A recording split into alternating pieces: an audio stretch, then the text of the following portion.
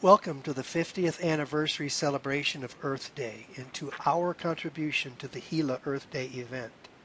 I'm Don Graves, president of the Gila Native Plant Society, which is a chapter of the Native Plant Society of New Mexico. For the next several minutes, we are going to help you learn about the importance of native plants and their pollinators and show you what we have to lose as a result of climate change. Let's take a closer look at the tremendous diversity that we have right here in the Gila region. How many categories of pollinators do you suppose we have locally? Count the number of different groups as you watch the next several slides.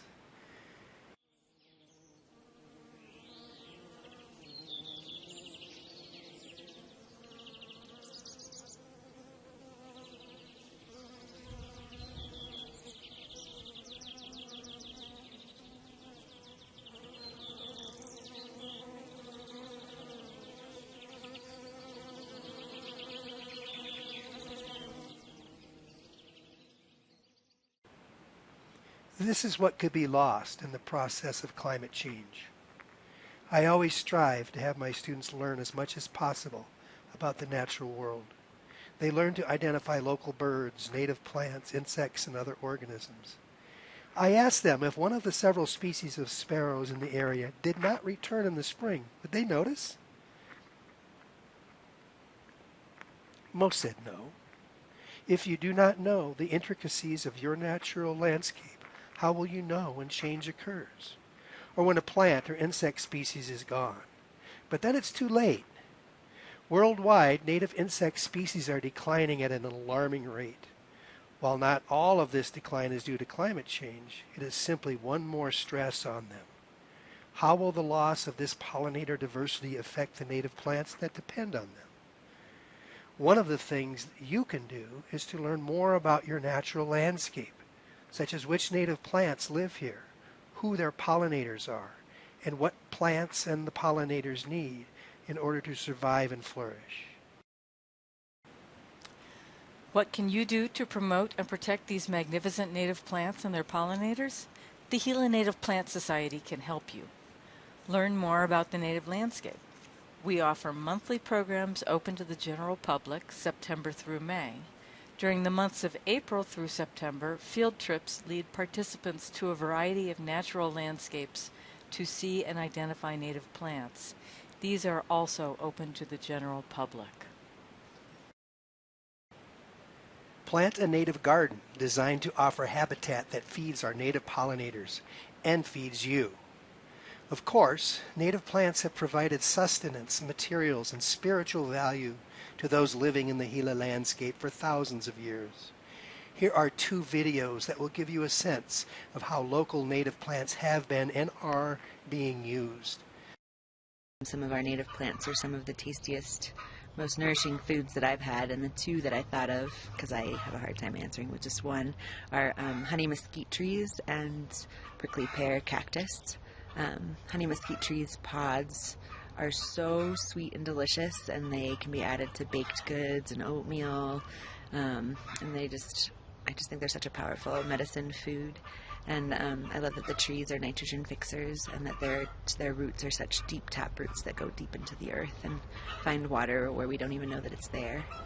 And I also really love prickly pear cactus because they're such a resilient plant. They can grow with such a small amount of water, and then their nopal pads are so they're such a big food source, potential food source for our community. And the fruits are just like the watermelons of the desert, and they're so sweet and delicious.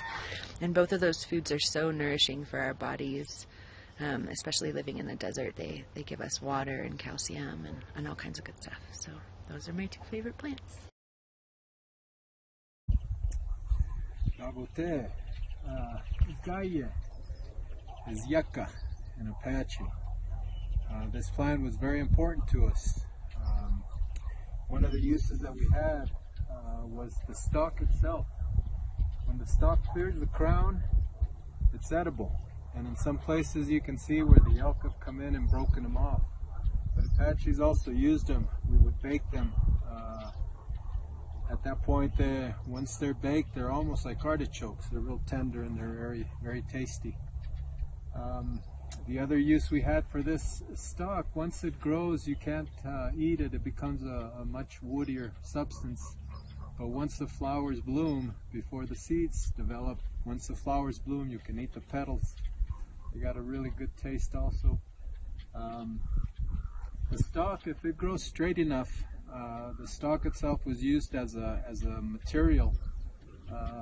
One of the uses that they used it for were the warriors, men or women, whichever one used it. If it was straight enough, they would make it into a spear. And so with the light weight and the firm structure that it has, it served very well as a spear. The other use was the root itself.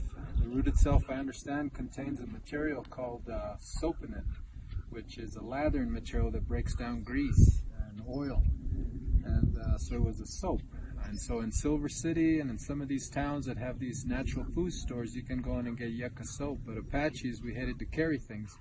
So what they would do is they would take the root and break it up and shave it and grind it. And then they'd put it into a water vessel and agitate it, and that would create the suds. And then they would take those suds and wash with those suds, and so that's how they used it. So they didn't necessarily carry any soap like that. The fronds themselves are a fibrous material. You can see the fibers inside, in between the fronds themselves, and that's the same material that's in here. And so one of the uses that they would do is they take a frond and they would separate it to expose the fibers. Fibers are not strong enough to sew with, but certainly they could weave. So they would do baskets with them, but one of the other uses was once they expose the threads, the fibers in there, then they would take the point, and all plants are different, but some are better than others, but they would then take the point and further shred down the fibers to expose them, individual fibers. And this was one of the ways that they did brushes. So you just separate the fibers, separate them. You can see the fibers develop, and depending on how big of a brush you wanted, this is how they practiced using some of these materials.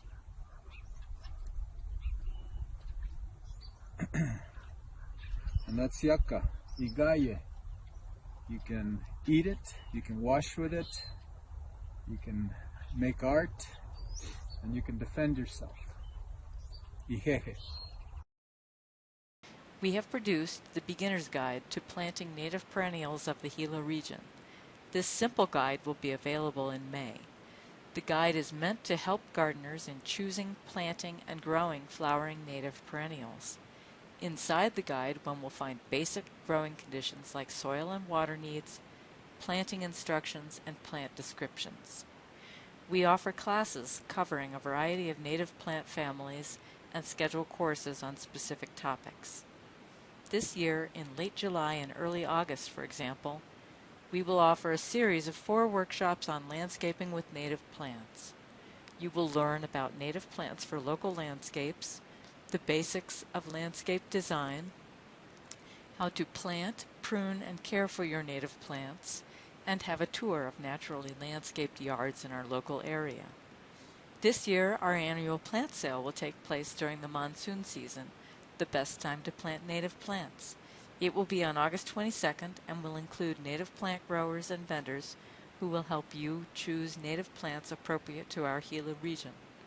Our website contains an online bookstore and offers books on topics such as native plant identification, pollinators, natural history, landscaping, and gardening with native plants.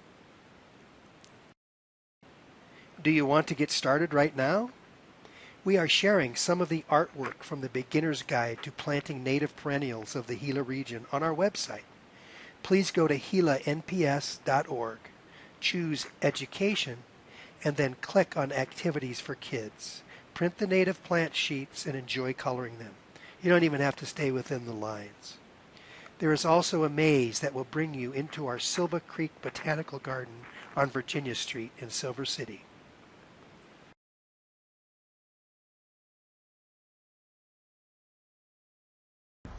Do you have anything else you want to say about native plants? No.